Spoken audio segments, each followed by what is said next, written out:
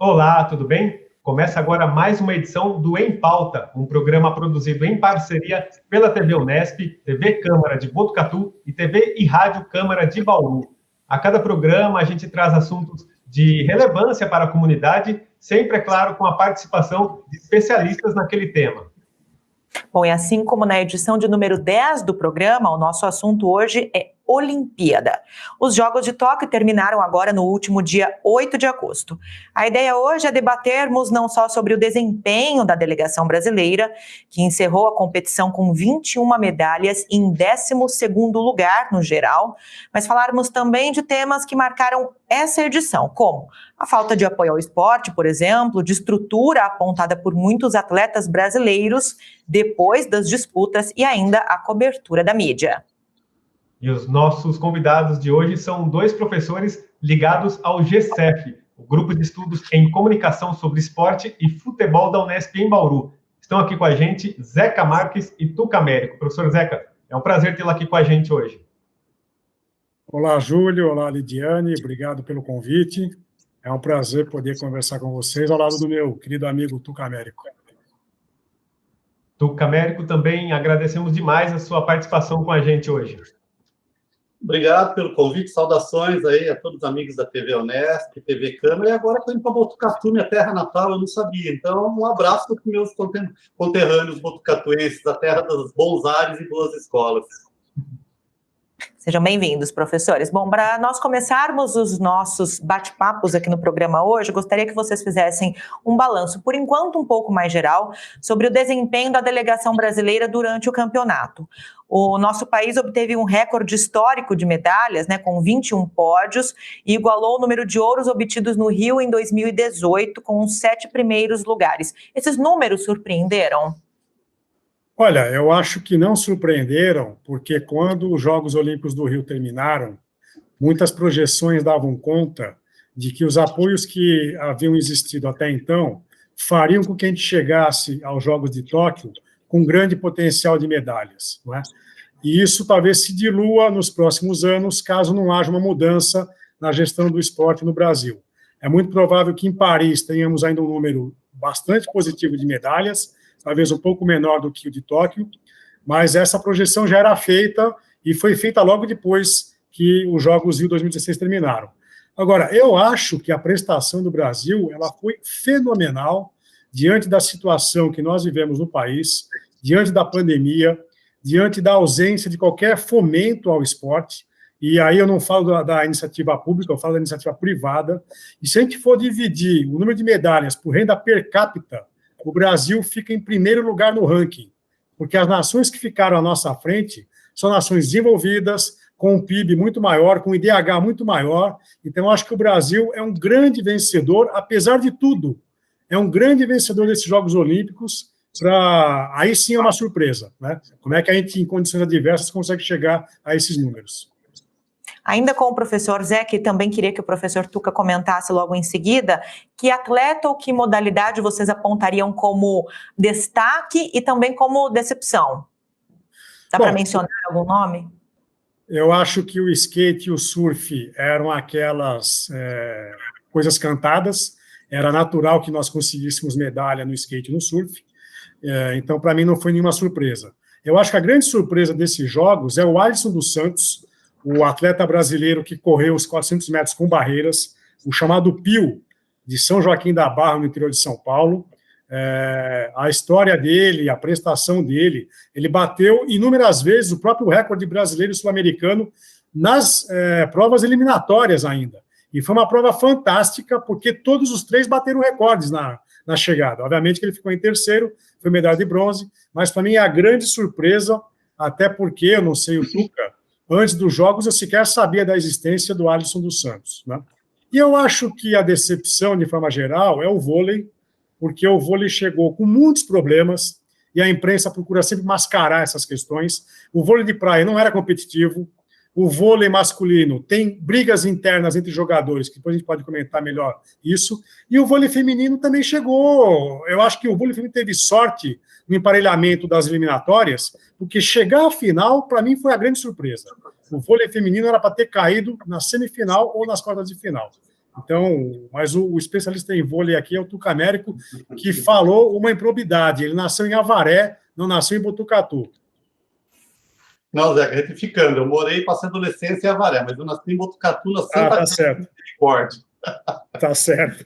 Na mão de parteiras ainda. Tá? Recuperando, então, o primeiro tópico lá, né, o desempenho do Brasil, tem que concordar plenamente com o Zeca, né, é fruto de um projeto que começou, que visava 2016, e eu entendo que a gente ainda, também, concordando com o Zeca, teremos um avanço para Paris, né, ou uma coisa parecida, porque eu acho que algumas medalhas poderiam ter vindo e não vieram, né, a mais. Então, vamos esperar. E algumas surpresas também, né, que aconteceram, que a gente vai falar já.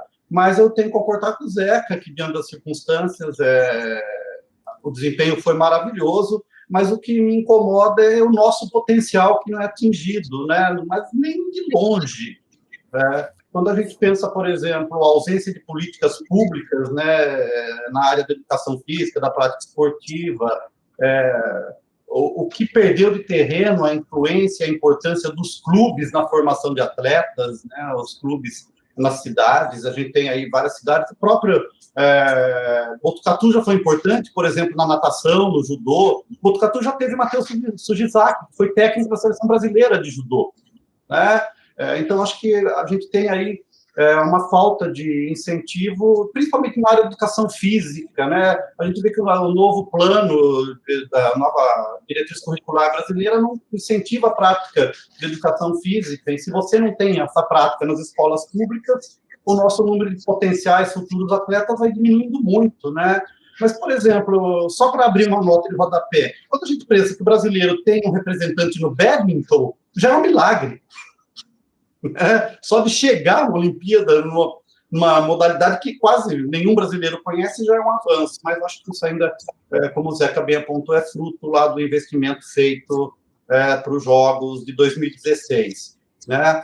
Vamos pensar que temos 3 anos aí, quem sabe talvez ele consiga melhorar o desempenho de algum atleta, mas você não vai criar uma grande novidade em 3 anos. A gente sabe que um ciclo olímpico, dependendo da modalidade, leva mais que isso, né?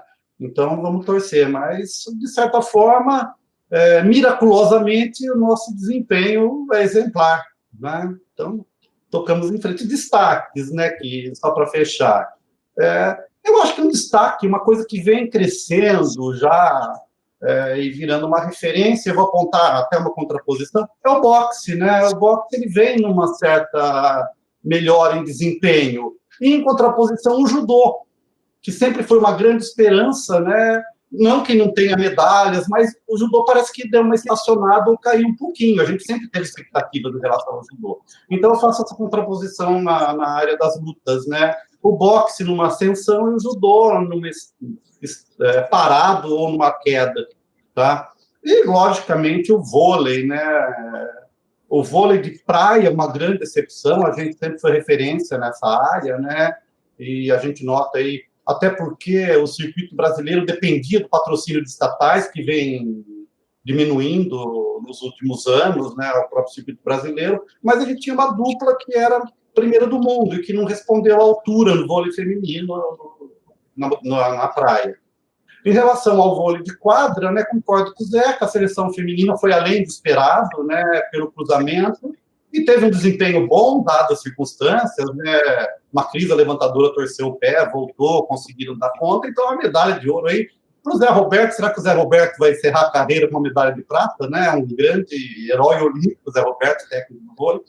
E eu aponto aí uma preocupação grande com essa geração do vôlei. Eu acho que ela já deu o que tinha, não em quadro e não fisicamente, mas em termos de motivação. Né? Ganhou jogos ali.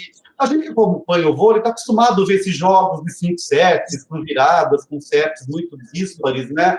Mas o Brasil sempre teve essa força mental da virada. Em alguns momentos com a França e com a Argentina ele mostrou isso, né? mas contra outros adversários como a Rússia, ela titubeou, né? E a Rússia, na verdade, o jogo com a Rússia, para mim, foi bom demais, porque o Brasil já vinha de várias derrotas de 3-0.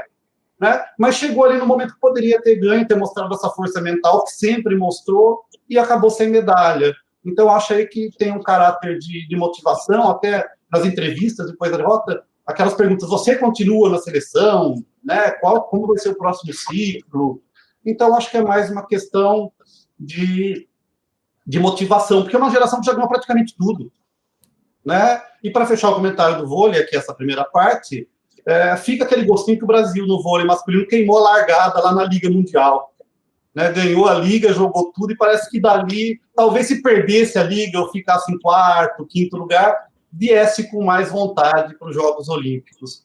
Não sei se foi um erro estratégico, o técnico estava lá, a vontade... fechando. Questiono a participação do Renan como técnico. Fico com grandes dúvidas se ele deve ser o técnico do próximo ciclo olímpico. Tá? Fecho essa primeira fase aí. O professor Tuca falou aí citou o vôlei de areia, né, vôlei de praia. O Alisson foi um dos que, em sua entrevista pós-competição, criticou bastante a falta de apoio, a falta de estrutura para o esporte. Né? E nós tivemos vários casos, ao longo da Olimpíada, de vários atletas que discursaram, medalhistas ou não, que discursaram sobre essa falta de apoio no Brasil. O professor Zeca falou aí, né, que a iniciativa privada que parece que tem carregado um pouco mais esses atletas, porque muitos clubes abandonaram os atletas às vésperas dos jogos, né? Nós tivemos aí o vídeo que viralizou do Darlan Romani do arremesso de peso treinando ali numa construção, enfim, mas tem o caso da pandemia, ele também tinha pego Covid. Aí eu gostaria que vocês apontassem, professores, pode começar primeiro pelo professor Zeca, o quanto que essa falta de apoio está ligada também à pandemia ou é algo estrutural, né, que sempre ocorreu no Brasil? Bom, Júlio, eu tenho uma visão assim bastante particular com relação a isso. Eu acho que no Brasil, iniciativa pública não deveria investir em esporte de alto rendimento. Um país que tem metade de domicílios sem saneamento básico, não é? Um país com tanta desigualdade no sistema de saúde, em que pese louvarmos o SUS o tempo todo. Um país com tanta desigualdade no sistema educacional. Pegar estatais ou dinheiro público para investir em atletas de alto rendimento, eu acho que é um crime de lesa pátria. O que o governo tem que fazer em diferentes instâncias, federal, estadual, municipal, é fomentar o chamado esporte e educação, é dotar quadras esportivas em cada escola pública do país, porque hoje nem metade das escolas públicas tem uma quadra esportiva, poliesportiva. Não é? Então, o que tem que ser fomentado é o esporte e educação, fazer com que profissionais de educação física sejam valorizados, e o Tuca citou agora, os próprios profissionais não se entendem na discussão das diretrizes curriculares do curso de educação física. Não é? Eu acho que em cada comunidade, a cada 100 mil habitantes, o poder público poderia investir em espaços recreativos de lazer e de atividade esportiva, então, campos, quadras, pistas de atletismo, piscinas para poder praticar natação, mas isso tinha que ser um bem coletivo, para que a população pudesse usufruir disso, e, obviamente, em alguns horários, houver o treinamento de alto rendimento. Então, eu acho que num país como o nosso, com tanta desigualdade de infraestrutura, né? Então, vejam, você vai pegar o Banco do Brasil para fomentar o esporte, o vôlei, o circuito de vôlei de praia, sabendo que nós temos um alto déficit de saneamento público no Brasil. Eu acho que é um contrassenso, né? A gente não pode se comparar com a Finlândia, com os Estados Unidos, com o Canadá, com a Alemanha, que podem dotar dinheiro público para o esporte. Nós não devemos fazer isso de forma alguma. Né? E outra coisa, atleta de alto rendimento é um profissional do esporte. Então, por que nós vamos dar dinheiro para um atleta e não vamos dar para o marceneiro, para o motorista de ônibus, para o cobrador, para o professor, entendeu? Para o médico, para o arquiteto? Por que tem que ter essa categoria privilegiada de atletas que recebem dinheiro público?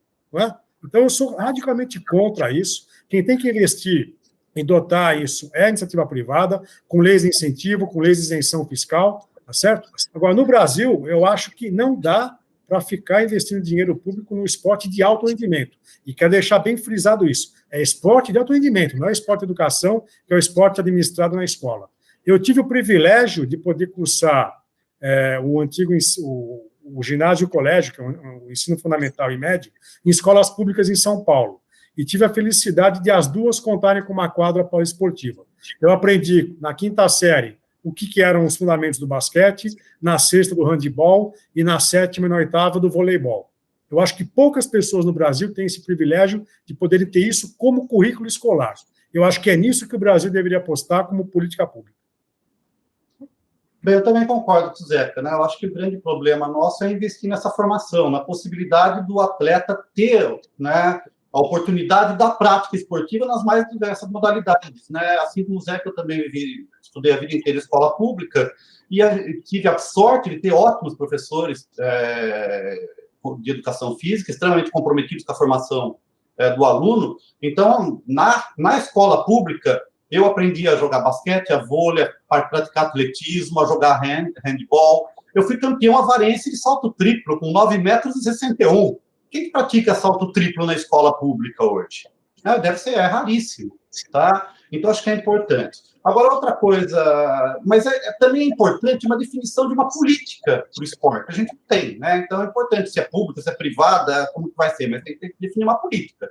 Né? Porque, por exemplo, infelizmente, alguns exemplos, vamos pegar a ginástica artística. Se não fosse criada uma estrutura lá em Curitiba, se não trouxesse o Oleg Ostapenko, né, ucraniano, para ser técnico, não tinha a Rebeca Andrade.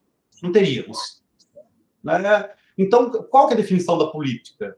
Não tem. Concordo com o Zeca. Assim, se não existe uma base para a prática esportiva, é muito difícil você criar, né, esses atletas de excelência. E a gente já debateu isso em vários programas nossos no Observatório do Esporte, em conversas. No Brasil, a gente tem um problema muito grande na virada em que o atleta vai se tornar do amador para o profissional. Os Estados Unidos conduzem muito bem isso através do esporte universitário. Né? Eles jogam o atleta para a universidade dá um fôlego de 4, 5 anos em que ele está estudando e a idade que ele teria o melhor desempenho, né? E, ao final da universidade, ele continua como atleta ou na atividade esportiva, ou quando termina, ele tem uma profissão. Né? Ele tem o ensino superior. Então, quer dizer, existe um fluxo de formação de atletas que a gente não tem no Brasil. Acho que todo mundo conhece aí. Vamos pegar o exemplo mais corriqueiro que a gente conhece, do cara que joga bem futebol, que é o esporte que é super praticado no Brasil. Né? Que no momento da virada, será que eu vou virar jogador de futebol ou eu vou para o ensino público? Desculpa, para a universidade ou para a formação profissional de verdade.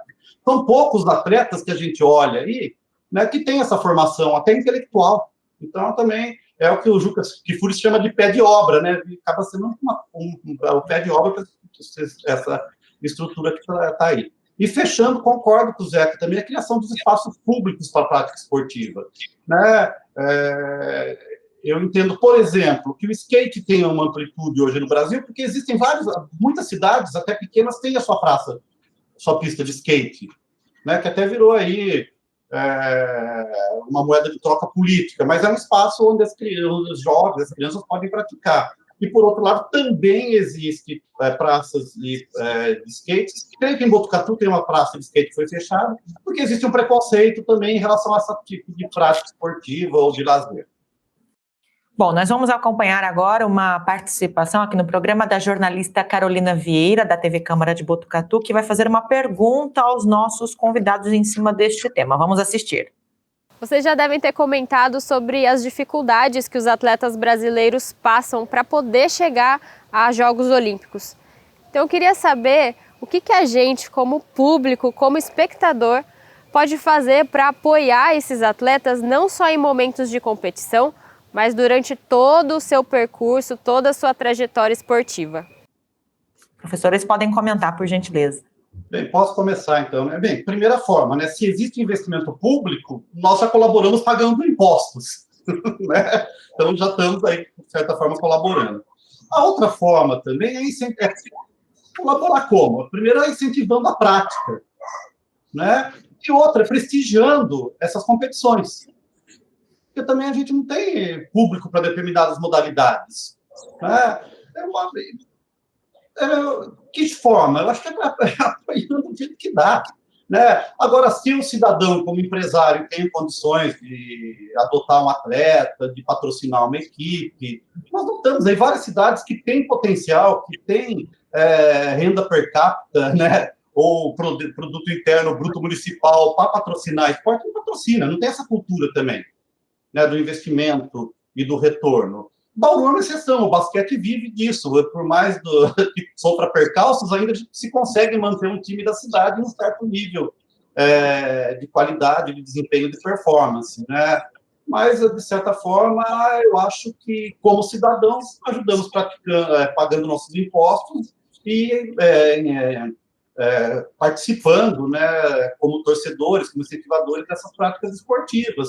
Mas se não existe um desenvolvimento de uma política pública ou privada, que seja, de políticas para a área do esporte, da competição, né, que passe pelo esporte e educação e chegue ao alto desempenho, fica muito difícil iniciativas individuais fazer com que o esporte deslanche, né, e pode deslanchar por um certo tempo. A gente pode pegar aqui em Bauru, para quem conhece, a época do Damião Garcia, né, da Caluga, que patrocinava o time Noroeste. Ele foi embora, o time praticamente acabou. Eu quero reforçar aquilo que eu disse na resposta anterior. E o Tuca reforçou bem também quando disse que a gente já paga impostos, e pagamos muito imposto para o Estado, para o município, para a esfera federal. Eu acho que o esporte de adoentamento tem que ser entendido como uma atividade profissional. Então, mais uma vez, por que vamos pagar e investir, ter uma bolsa atleta para um atleta X, se nós não fazemos isso para os cientistas no Brasil? Se nós não fazemos isso para o estudante que está no ensino médio e quer desenvolver um trabalho científico porque ele quer ser médico, quer ser um biólogo, quer ser alguém que vai cuidar do ecossistema. Então, nós não investimos na prática de pesquisa no Brasil, nós não investimos no cinema, nas artes, na música, no teatro. Por que temos que investir no esporte? Eu acho que a imprensa sempre desvia o foco da atenção, porque, inclusive, a imprensa, quando monta a sua grade de programação, ela ela tem uma monocultura esportiva. É o futebol que impera em 90% da grade, aí aparece uma vez ou outra o vôlei, pode aparecer o basquete, aparece muito esporte hoje norte-americano, né? Especialmente nos canais Disney, e aí o Tuca citou o badminton. Quando que nós vimos uma transmissão esportiva de badminton na televisão? Eu cito outro caso, Tuca. Teve um atleta, me foge o nome dele agora, que praticou o tiro com arco na Olimpíada. Fez uma belíssima prestação. Ele chegou às quartas de final e perdeu para um atleta da Turquia que foi medalha de ouro, né? Quantas vezes nós vimos um tiro com arco na televisão brasileira? Não é? Nunca. Então, a imprensa, às vezes, cobra do poder público e da sociedade coisas que ela sequer faz, no sentido de criar uma cultura multiesportiva no Brasil. Nós não sabemos como funcionam regras de diversas modalidades esportivas. E, vez ou outra, ficamos sabendo quando temos Jogos Olímpicos. Não é? Nós não sabemos as regras do salto com vara, e o Brasil parece que começa a criar uma certa tradição. Primeiro com a Fabiana Miller, no salto com vara feminino, e agora com o Thiago Braz no salto com vara masculino, mas nós não sabemos as regras, quantas chances, quantas possibilidades de salto a pessoa tem, como é que ela ergue a altura do sarrafo, qual que é a tática e estratégia de jogo, não é? Então, a imprensa às vezes quer soluções mágicas de um dia para o outro, e ela mesma fica sempre refém de uma monocultura esportiva, não diversificando aquilo que ela vai tentar depois usufruir durante 15 dias nos Jogos Olímpicos. Professores, e agora o professor Zeca, já que comentou, né, um pouco sobre o perfil da imprensa brasileira na cobertura de campeonatos esportivos, queria aproveitar para falar sobre a atuação da mídia, em especial nessas Olimpíadas, não só na cobertura da conquista das medalhas, né, mas também no momento em que leva depoimentos de atletas, depoimentos fortes de atletas que passam por dificuldades para conseguir treinarem pelos motivos pelos quais já foram comentados até agora. Nós tivemos um exemplo muito claro, que foi a ginasta Rebeca Andrade, uma atleta negra, de origem humilde, filha de empregada doméstica, que caminhava, que fazia um trajeto longo a pé para poder fazer seus treinos e que levou 2 medalhas nesses Jogos Olímpicos. E, ao mesmo tempo, a gente reflete quantas Rebecas, né, que acabam tendo acesso às mesmas condições e mesmo com garra, né, mesmo com disciplina, não conseguem chegar ao mesmo local. A imprensa tem um olhar para essas pessoas. Alguns apontaram um pouco de romantização da imprensa, da mídia, no momento de mostrar, de retratar esses casos. Vocês concordam com isso? Bom, mais uma vez, eu acho que a imprensa olha para o esporte de uma maneira como não olha para outras atividades sociais nossas, não é? Então, a imprensa fica preocupada com as condições de treinamento do esporte de alto rendimento, mas não está preocupada em uma escola pública, inclusive no município de Bauru, por exemplo, e saber quais são as condições estruturais que aquela escola tem, né? Tem quadra para poder treinar? Tem quadra poliesportiva? Né? Os municípios têm pistas de atletismo para poder fazer uma prática de alta competição e recreativa para o resto da população, não é? Então, há teatros municipais funcionando com atividade permanente nas cidades do interior de São Paulo. Então, acho que a imprensa quase sempre quer soluções miraculosas para o esporte e não quer soluções miraculosas para outras questões. Ou melhor, não cobra essas questões de outras esferas da sociedade, não é? E você citou, Lidiane, a questão da imprensa. Eu acho que nós tivemos, especialmente no canal fechado Sport TV, a pior cobertura da história dos Jogos Olímpicos. Porque, para mim, um jornalista, um apresentador, um locutor, ele é um mediador de um evento esportivo. Ele não é um torcedor. Esse espaço da mediação do fato esportivo com o público tem que ser feito por pessoas, e é para isso que nós temos cursos de jornalismo e de comunicação no país. Então, se eu tenho alguém que só berra, que torce para o insucesso de um atleta do skate, para poder o Brasil ganhar medalha, que não tem o mínimo de ethos esportivo para fazer uma transmissão, e vejam, e houve tempo mais do que suficiente para capacitar esses profissionais. Então, eu acho que o Sport TV foi um contra-exemplo em inúmeros momentos de cobertura esportiva. E, por incrível que pareça, a TV aberta, que normalmente é onde há essas derrapagens, a TV aberta fez uma cobertura mais comedida, eu digo da TV Globo, mais comedida do que o próprio canal fechado do grupo, que é o Sport TV, né? Tirando aqueles exageros do Galvão Bueno, que são exageros corriqueiros, convencionais, ordinários, em qualquer transmissão, nós tivemos uma transmissão, para mim, mais didática, mais educativa, e não era a figura do clown, né, a figura do palhaço, que fica ali de maneira histriônica, torcendo para que a atleta caia e o Brasil possa vencer a medalha. Isso não é esporte. O esporte não é torcer para o sucesso do adversário. O esporte é você poder mostrar que tem mais capacidade que o seu competidor adversário, e não torcer para o sucesso dos outros. Então, acho que o Sport TV tem que rever muito o fato de ter torcedores de arquibancada fazendo a mediação. E eu não falo dos comentaristas que foram convidados como atletas, eu falo dos profissionais, jornalistas, locutores, que estavam fazendo esse desserviço, e quase sempre corrigidos pelos comentaristas que eram ex-atletas ou atletas nativos. Bem, a mídia quer, o que eles querem são personagens, né? Então, o melhor personagem é o que vai ter destaque, é o que a trajetória do herói, é o caso que você falou, né? Treinando, arremessando peso na construção, pegando ônibus, o esforço para chegar lá, né? E a questão do esporte envolve isso claramente, né? Porque acaba dando essa chance dessas pessoas se destacarem. Mas é o que o Zé falou, e para voltar para a estrutura, para compreender o que é a formação de um atleta, né? Não existe essa preocupação. E me irrita profundamente, né? Eu acho que tem duas coisas aí. Por exemplo, na final da canoagem, o locutor dizia, o Brasil, país da canoagem. Opa, Brasil, país da canoagem? Né? Não é. Temos Isaquias, conseguimos algumas coisas, mas para falar que isso aqui é o país da canoagem, eu não ando aqui na rua e vejo um cara carregando uma canoa para ir treinar, né? Eu vejo uma mulher com uma bola, né? Talvez uma bola de basquete numa praça, o skate, né? Alguém indo para o clube praticar o judô, mas a canoagem eu não vejo. Então, isso aqui não é o país da canoagem, né? E, por outro lado, me incomoda também, embora tenha essa visão dos atletas, tenha a visão de explicar o que é tal, mas, por exemplo, na ginástica artística, ou no próprio vôlei, esses atletas têm um envolvimento de amizade emocional com as pessoas que ele está comentando. Então, também tem uma distância de fazer aquela crítica que precisa ser feita na hora que é preciso. Né? Tem hora que você fala, não, houve um erro, o que aconteceu? Né? Alguns poucos atletas não criam essa... não tem medo de criar essa, entre aspas, né, essa saia justa, porque eu vou criticar meu amigo. Às vezes o amigo não está bem, mas você não sabe, você não estava treinando, mas já passei por isso, né?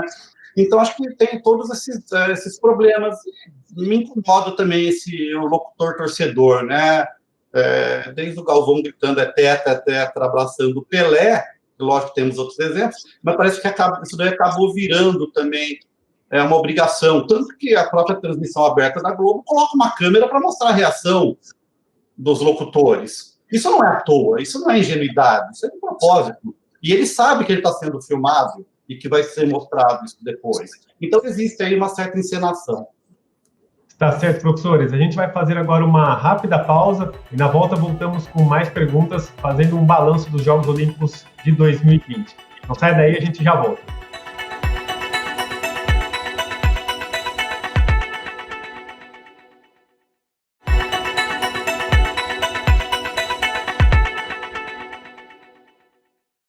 Estamos de volta com o Em Pauta e hoje a gente faz um balanço sobre o que de mais importante aconteceu nos Jogos Olímpicos de Tóquio. Nossos convidados hoje são os professores Zeca Marques e Tuca Américo, eles que são membros do GCF, que é o Grupo de Estudos em Comunicação sobre Esporte e Futebol ligado à Unesp. A gente abre agora esse segundo bloco do programa com uma participação do médico infectologista, Dr. Fernando Monte. Eu conversei com ele sobre o impacto da pandemia, do novo coronavírus, em relação ao aumento de casos da doença na população japonesa. Vamos acompanhar.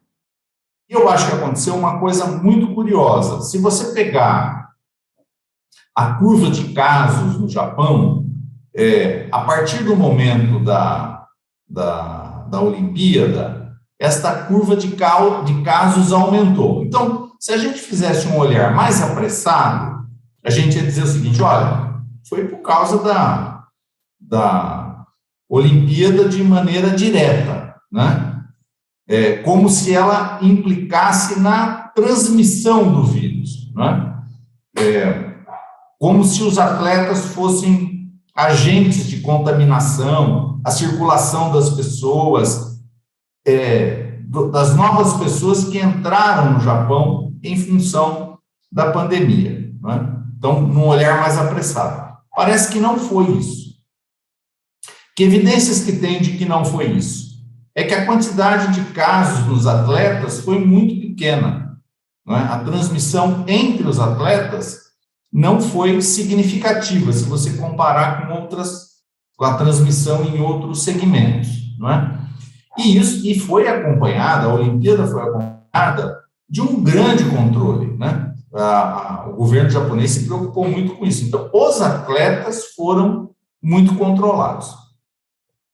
Muito bem, aí a gente falaria assim, bom, então não teve a ver com a Olimpíada? E aí eu diria o seguinte, sim, teve a ver com a Olimpíada, porque a Olimpíada transmitiu uma mensagem para a sociedade de que a situação podia permitir um certo relaxamento do cumprimento das regras de segurança, distanciamentos, de máscara, essas coisas todas que a gente sabe, a gente também está, de certa forma, submetido a isso,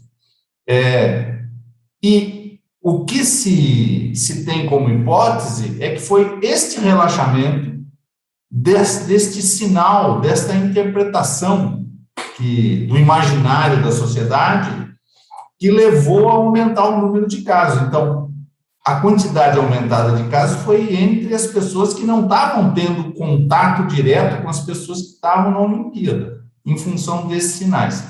Por isso que eu disse que nós temos que reaprender a viver, na verdade. Eu acho que a gente vai conviver com o vírus um certo tempo, eu não acredito que a gente extinga esse problema de uma maneira rápida, não é? E o aprendizado é o seguinte, que quando a gente faz esses eventos, eles têm que ser acompanhados de uma campanha de mídia eficaz, que diga o seguinte, olha, nós estamos fazendo esse evento, mas isso não quer dizer que a gente possa ter um relaxamento. Você falou, olha, teve outros eventos no mundo, como, por exemplo, a Copa América aqui no Brasil, né? É que eu acho que a gente estava num momento tão descontrolado, tanto faz, entendeu? Mas é porque a gente estava descontrolado. O Japão estava muito controlado. A quantidade, não tem nem como comparar, né? O Japão tem mais ou menos a metade da população daqui, tem 1.000 casos por mês, é uma quantidade inexpressiva, perto da quantidade de casos que a gente tem aqui. A gente acumulou na pandemia milhões de casos, não são milhares de casos, são milhões de casos. Então, eu acho que aqui, Lidiane, a minha impressão é que nós cometemos erros demais e aqui a coisa correu solta. Então, fazer uma um evento esportivo no meio desse processo, que não tem público, né? Teve público limitado, alterou pouco. Lá alterou bastante, porque lá estava bastante controlado. Então, um relaxamento lá é diferente de ter um relaxamento aqui, numa situação onde o controle é muito mais precário. Essa avaliação dos dois professores também não bastam apenas os protocolos sanitários rígidos, né, ao longo da realização desses eventos, mas é necessário também haver uma campanha ampla de conscientização da população? Bem, eu acredito, não tem como discordar, né, do médico, do infectologista. Eu peguei alguns dados aqui para a gente ter uma ideia, né? Foram credenciadas 52 mil pessoas, e entre elas 430 casos. Então, quer dizer, não foge do que acontece no mundo real, né? Logicamente, a gente vê isso no Brasil hoje, um relaxamento. Por exemplo, a vacina acaba em relação à vacina. As pessoas tomam a vacina e relaxam, né? Só que se esquece, por exemplo, que pode ter uma variante, que a vacina não vai ser efetiva.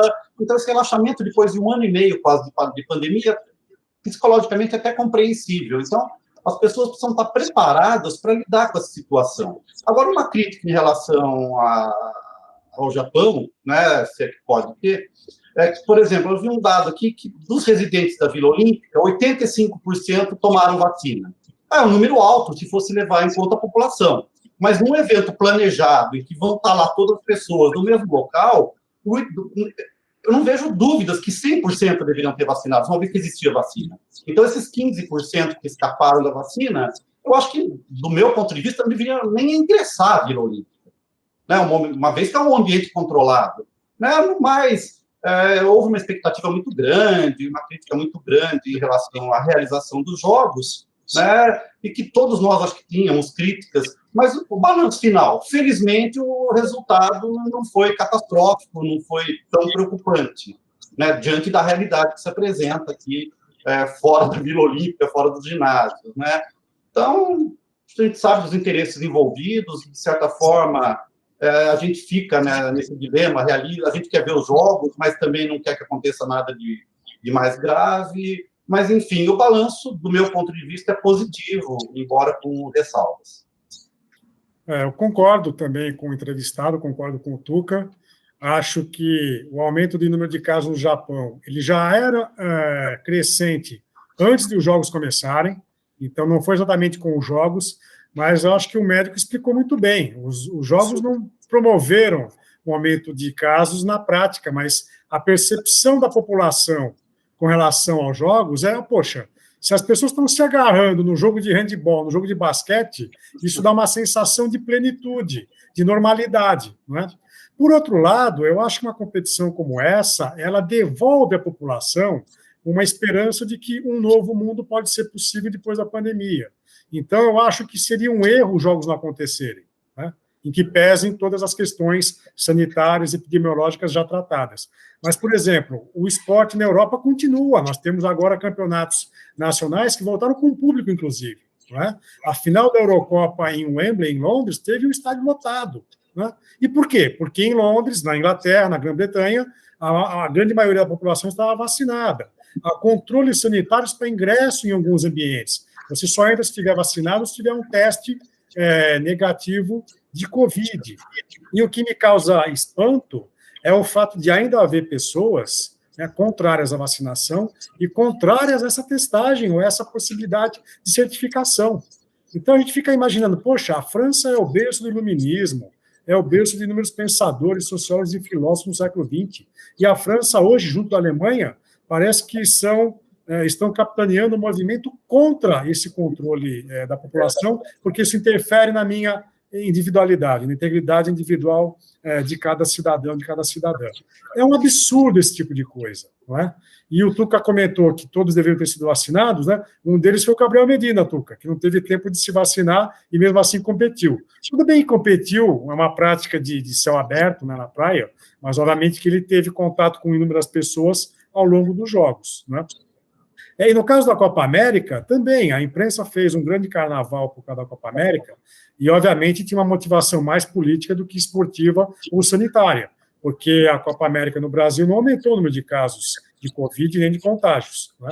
Pelo contrário, o Brasil vem vindo numa curva decrescente já há um mês. A questão eram os exemplos que a Copa América estava trazendo, ainda mais capitaneadas por um presidente que é o maior contra-exemplo da história, né?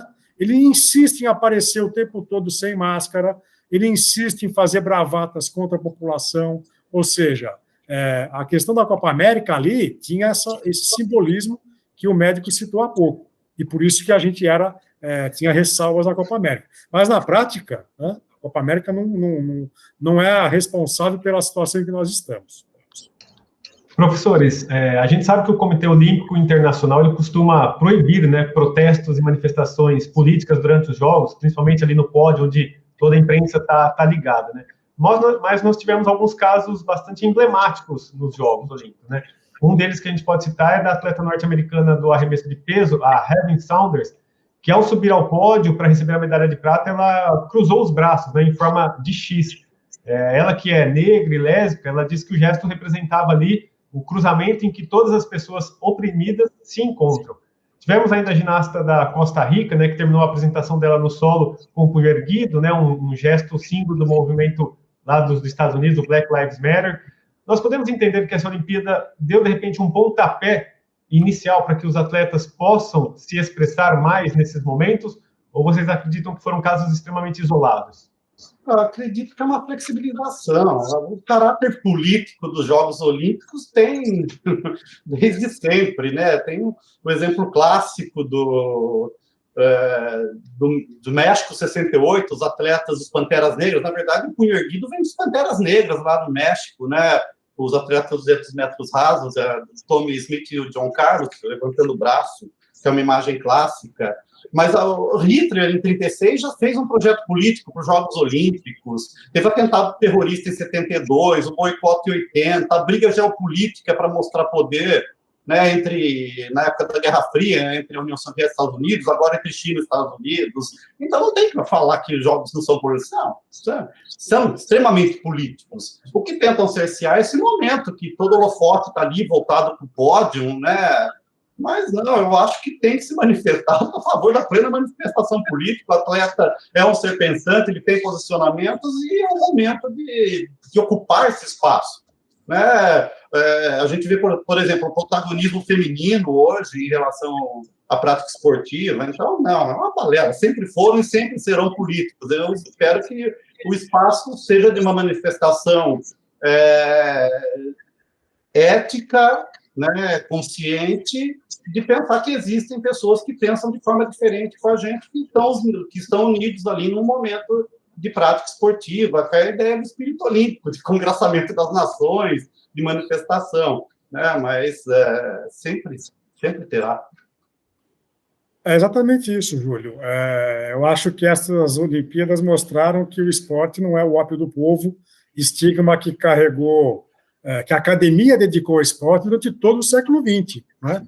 O esporte é sinônimo de alienação, o esporte é uma falsa consciência das massas. Então, eu acho que os Jogos mostraram que o esporte é, talvez, uma das atividades humanas mais suscetível a esse tipo de manifestação e de ativismo, porque isso a gente não vê o tempo todo em outras atividades sociais. Né? Eu acho que a atleta que você citou, norte-americana, ela deveria ter feito isso no momento da prova, porque é quando tem muito mais atenção do que a entrega de medalha. Eu, por exemplo, vi 2 ou 3 entregas de medalhas nesses Jogos, não vi o resto, até porque acho que é uma cerimônia até meio sem graça, também protocolar. Né? Então, eu acho que essa manifestação no pódio, ela é até pouco original hoje. Né? Não ganha grande criatividade fazer isso. Eu acho que tem que fazer em outros momentos, e essa atleta tem todas as condições de chamar a atenção em outros momentos com muito mais audiência. Né? Zeca, só complementando, desculpa, complementando, né? Eu acho que falta essa manifestação fora das provas também, o atleta assumir sua posição, né? Não só no momento da prática esportiva, mas como cidadão. Né? Exatamente. Tá? Exatamente. E lembrando também, 2 fatos só para complementar. Primeiro, como o Nelson Mandela usou o rugby para reunificar a África do Sul, né? E aqui no Brasil a gente teve aquelas manifestações todas contra a realização dos Jogos Olímpicos. Também são manifestações políticas relacionadas ao evento. E a questão de o esporte ser um espaço político ou não, O que essas entidades, como o Comitê Olímpico Internacional e a FIFA, para citar duas das maiores, o que elas mais fazem nas suas vidas é politicagem, e politicagem rasteira, né? Acordos com estados, acordos com governos, para sediar o jogo aqui, o jogo acolá. A vinda da Copa do Mundo ao Brasil e dos Jogos do Rio 2016 foram acordos políticos, né? Não dá para imaginar, nossa, a gente gosta do Brasil, vamos fazer a Copa lá, vamos fazer os Jogos Olímpicos lá, né? Então, isso, na verdade, mais uma vez, parece que agora está caindo a ficha de que o esporte não é simplesmente um sinônimo de alienação. E só uma outra questão, Júlio, sobre a questão da imprensa. Se nós temos qualquer fenômeno jornalístico, político, econômico, que envolva meio ambiente, que envolva ciência, o que a imprensa faz? Né? Transmissão de um evento, de uma posse de presidência. Ela convoca pessoas que têm um notório saber, sejam do mercado, sejam da academia, para poder fazer a cobertura daquele evento. Né? Então, eu vou falar sobre política, eu chamo um cientista político, eu chamo um sociólogo, eu chamo um ambientalista para falar sobre questões ambientais, e no caso do esporte, a TV brasileira talvez tenha esse privilégio. Ela não convoca ninguém da academia para poder comentar como nós estamos fazendo aqui hoje. Então, é só o que o Tuca disse há pouco. São ex-atletas que mantêm vínculos afetivos de amizade ou de inimizade com quem está praticando a prova, não é? E ali, obviamente, eles ficam muito cerceados. E não tem, às vezes, a dimensão que a reflexão acadêmica pode oferecer para a gente compreender alguns fenômenos, né? Então, nós não temos gente da academia, nós temos pensadores, e nós temos aqui dois, né, o Tuca e eu, mas há inúmeros grupos de pesquisa no Brasil que tratam da questão do esporte. E ninguém é chamado, né?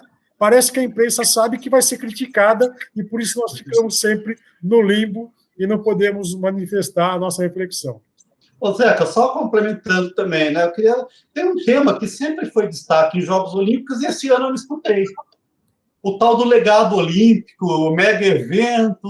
Será que isso está enterrado? Ninguém comentou o legado olímpico em Tóquio, né? Porque a gente sabe que lá haverá uso dessas instalações esportivas, mas aqui no Brasil essa expressão foi enterrada, né? E eu gosto de dizer que, para mim, legado, o grande uso desse termo, é o do Machado de Assis, no Memórias Póstumas e Brás Cubas, né? Não tive filhos, não deixei a ninguém o legado da nossa miséria. Para mim, essa acepção de legado que eu gosto. Legado olímpico é uma outra invenção brasileira do não legado, né? Porque não houve legado algum. Professores, ainda fomentando essa análise acadêmica sobre esse olhar acadêmico sobre o esporte e falando ainda sobre protestos e manifestações políticas em competições esportivas, o professor Tuca mencionou a questão do protagonismo feminino. Eu queria aproveitar para reacender aqui um debate que foi reaceso aí ao longo dos Jogos, que é a questão da sexualização da mulher, especialmente em algumas modalidades. A gente teve um esporte, né, uma situação que acabou repercutindo, que foram as atletas da ginástica as alemãs, né, que decidiram competir usando macacões em vez de usarem aqueles tradicionais colãs, né, que são mais sensuais. Esse tipo de evento, agora, a gente vem conversando sobre o aumento do espaço, né, e a possibilidade de que se aumentem as discussões políticas, né, em espaços como esses, e até como o professor Tuca mencionou, a importância de que também os atletas se posicionem fora das arenas, dos campos, dos estádios. O debate de gênero, né, o protagonismo feminino, essa questão da sexualização feminina no esporte, também é algo que esse debate deve aumentar aí ao longo das próximas competições? Eu creio que sim, né? É um tema emergente, quer dizer, eu costumo falar que o Brasil está 50 anos atrasado em tudo, né?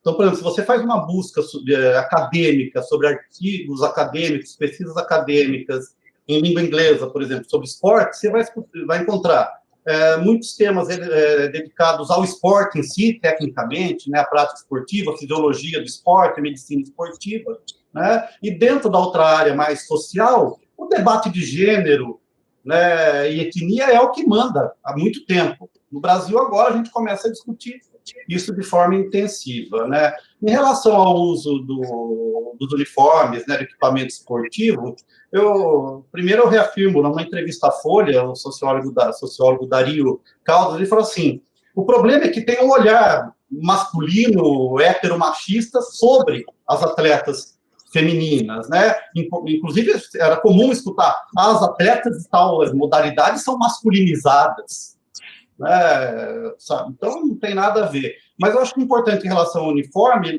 é que ele garanta a performance esportiva, né?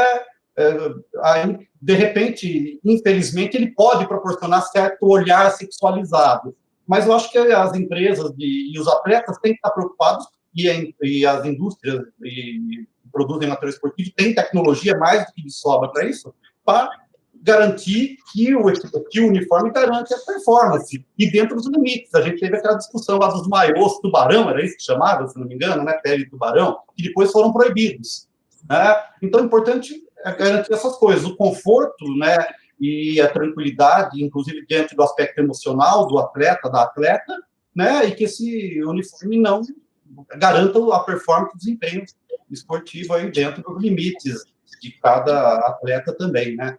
Porque, de repente, ele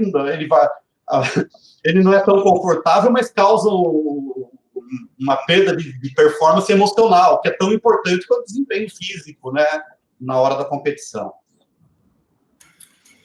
É exatamente isso. Eu acho que homens e mulheres têm que usar o uniforme com o qual eles se sintam à vontade, né? E eu acho que, infelizmente, nem sempre atletas são consultadas com relação àquilo que vai fazer com que se sintam melhor, né?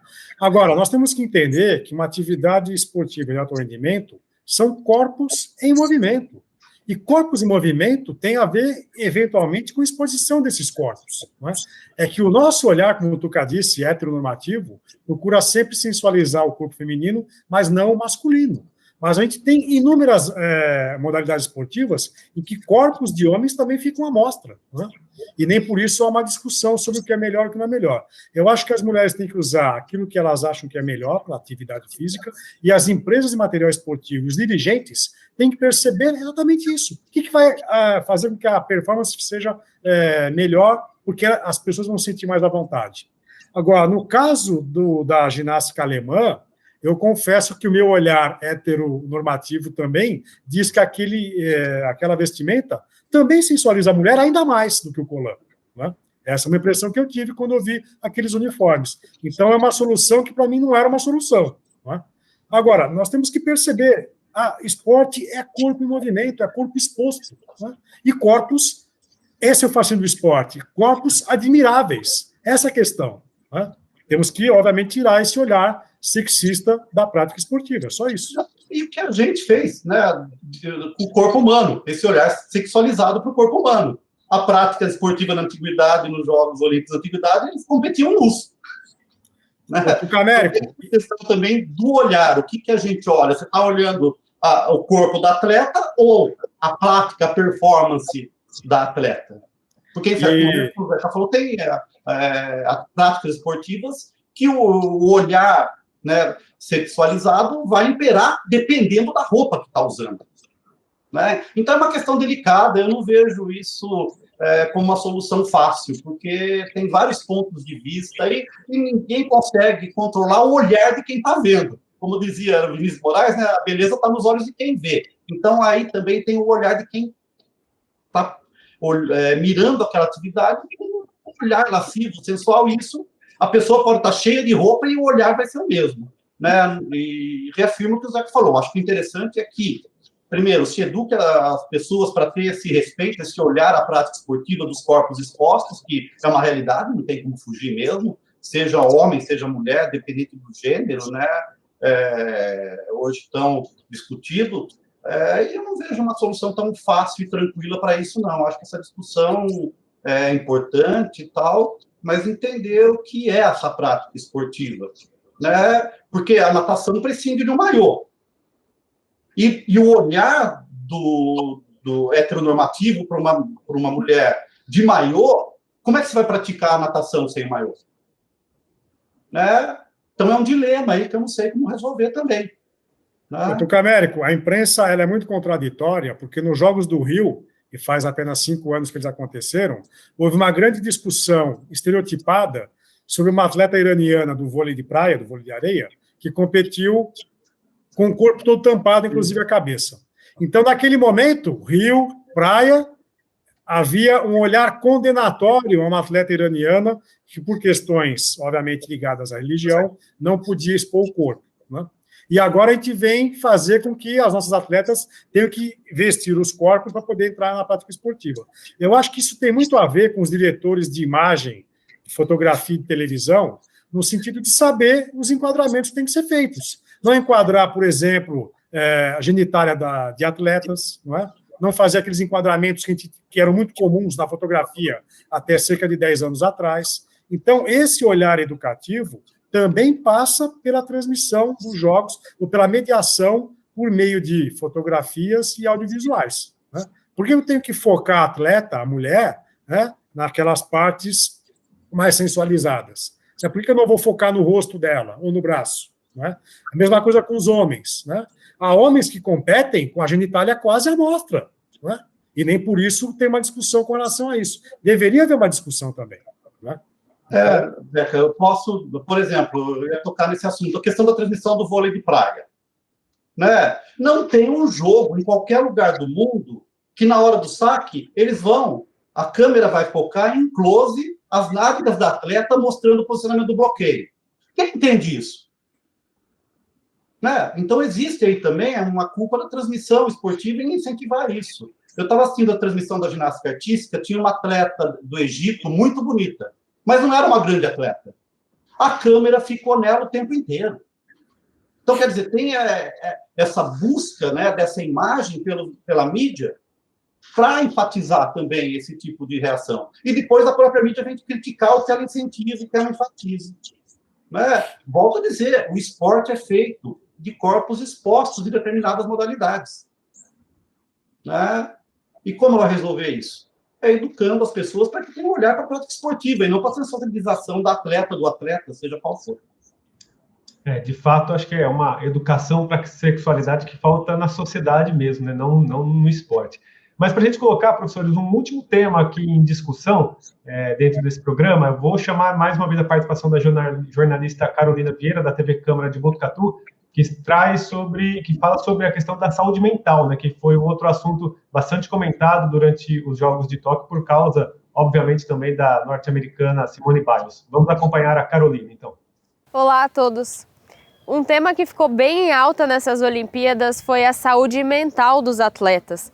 A gente viu a Simone Biles, a atleta da ginástica americana, desistir das finais, que ela, inclusive, era uma das favoritas. Então eu queria saber de vocês, esse tipo de atitude é um ponto de virada no olhar que a gente tem para os atletas olímpicos? Um olhar que enxergue além da busca pelas medalhas e pelo resultado, mas também o ser humano que está ali na competição. Então essa é a minha pergunta. Eu tenho uma visão assim, eu acho que o treinamento de um atleta de alta performance passa pela preparação mental.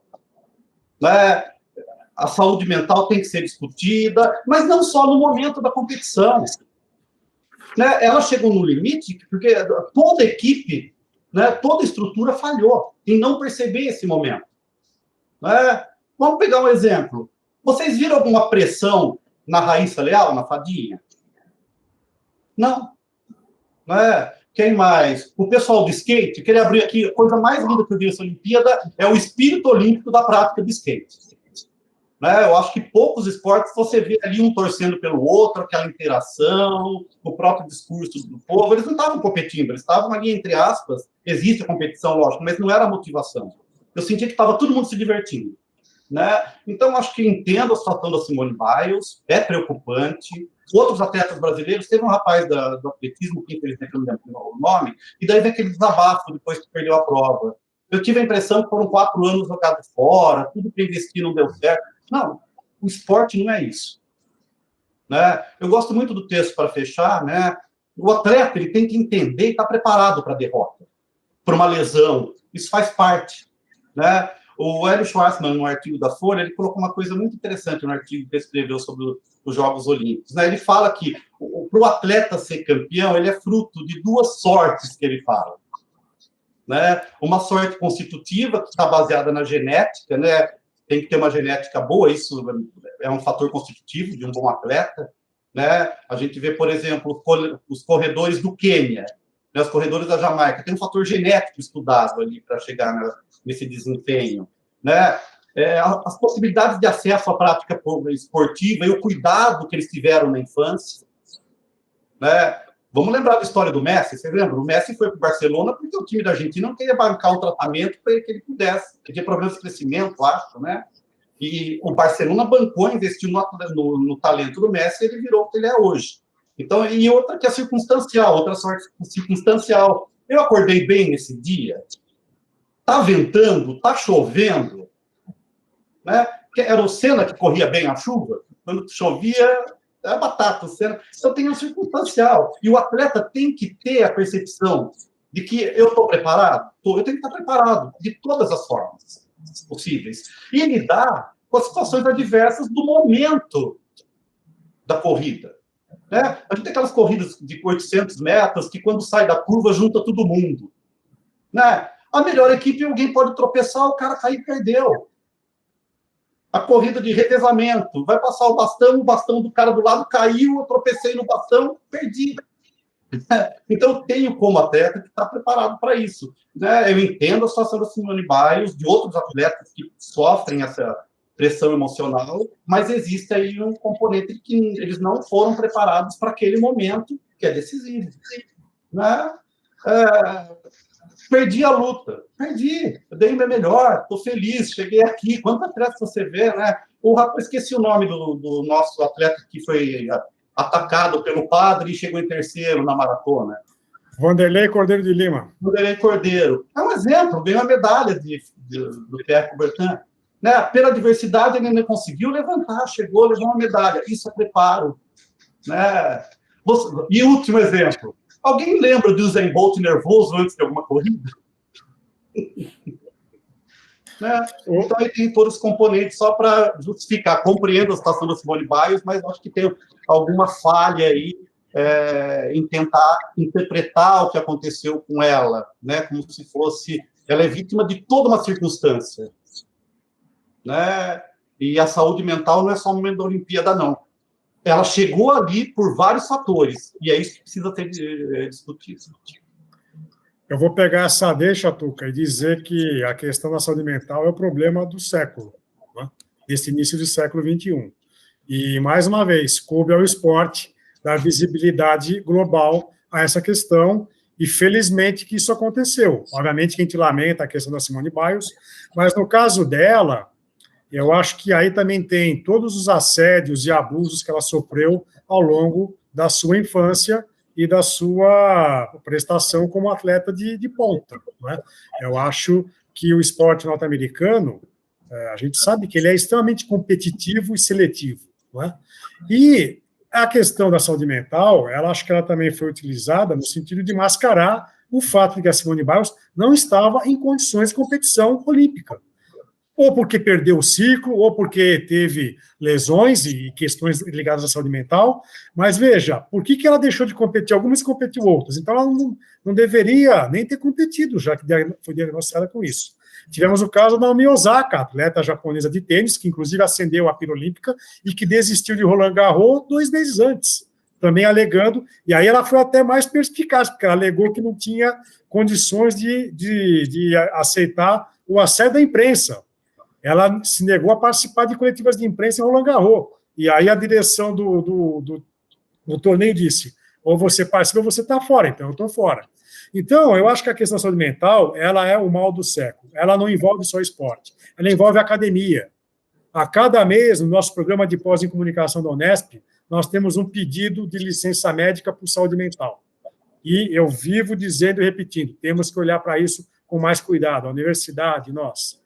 A saúde mental que envolve médicos, enfermeiros, por causa da pandemia, forças de segurança. O número de suicídios em forças de segurança no Brasil é assombroso. Né? Qualquer profissional que é levado às últimas consequências da sua atenção e da sua capacidade física, ele está sujeito a isso. Né? E parece que agora a humanidade começa a olhar para essa questão com outros olhos. Né? E felizmente que isso agora aflorou num espaço que tem muita repercussão midiática, que são os Jogos Olímpicos. Mas não é algo só do esporte, é algo da sociedade capitalista, e o próprio lema olímpico já prega isso. Cite os autos fortes, O mais rápido, o mais forte, o mais alto. E agora unidos, né, que é o que quiseram acrescentar. Então, se eu estou pregando que tem que privilegiar o mais forte, o mais alto e o mais rápido, é competição. Competição é competição. O esporte atualmente é a competição. Alguém perde, alguém ganha. E eu acho que o Tuca citou bem o quanto que os nossos atletas, né, de forma geral, não estão muito preparados para lidar com esse sucesso. E, às vezes, com o próprio sucesso, porque eu gosto de brincar que atleta do Brasil chora quando ganha e chora quando perde. Chora o tempo todo. Né? E esse equilíbrio mental, ele é atávico nosso. Né? Muitas pessoas pediram desculpas no final das provas. Não tem que pedir desculpa. Você está lá, você competiu, alguém foi superior. Só isso, mais nada. Né? Ninguém tem que pedir desculpas porque teve um insucesso numa prova competitiva em que apenas um ganha. Ou 3, né? Porque tem medalha de prata, bronze, prata e ouro. Então, os valores da sociedade capitalista conseguiram ser aplicados de maneira extremamente sagaz no século XIX para fazer com que esse esporte de alto rendimento fosse um espelho dessa sociedade extremamente competitiva que nós temos aqui fora. É por isso, mais uma vez, que durante todo o século XX, o esporte foi visto como o ópio do povo, como uma atividade a ser condenada, porque ela fomentava a competição. Né? Então, há cursos de educação física no Brasil que são contra o esporte de alto rendimento. São cursos que têm uma posição política firmada. Nós queremos trabalhar com esporte e educação. Né? E isso é muito forte na educação física brasileira. Eu sei de colegas da educação física que eram contra os Jogos Olímpicos em Tóquio e que são contra o esporte midiático de alto rendimento. Por quê? Porque esporte é competição. O esporte é um espelho, no último grau, mais elaborado da sociedade capitalista competitiva. Né? Então, só complementando, tem uma frase que eu já escutei de alguns atletas e vários amigos que diz que não existe atividade mais insalubre do que o esporte de alto rendimento. Eles vivem sob pressão, machucados, em lesão, em recuperação de cirurgia.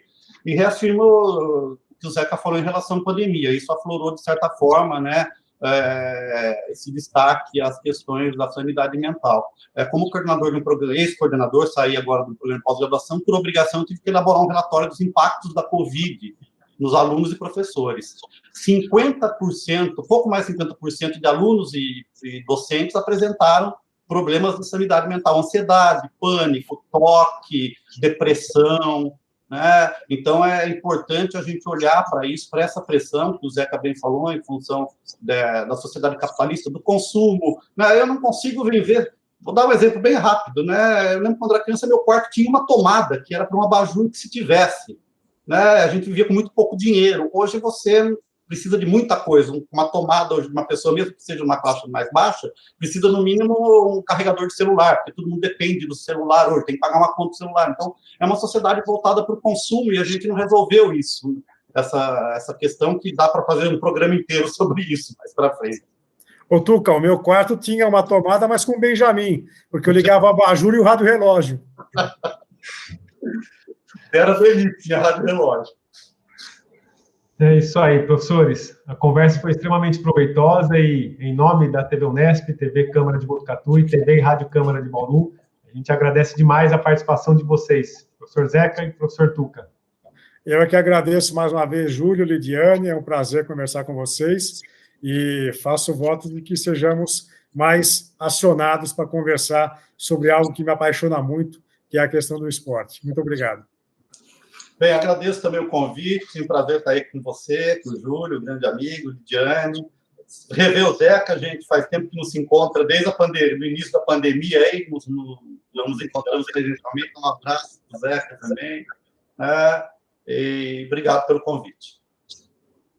Bom, e assim nós encerramos mais uma edição do programa Em Pauta. Você pode rever essa edição e também outros conteúdos das 3 emissoras parceiras pelo canal no YouTube de cada uma delas. TV Unesp, TV Câmara Bauru, TV Câmara Botucatu. Obrigada pela sua companhia e até a próxima.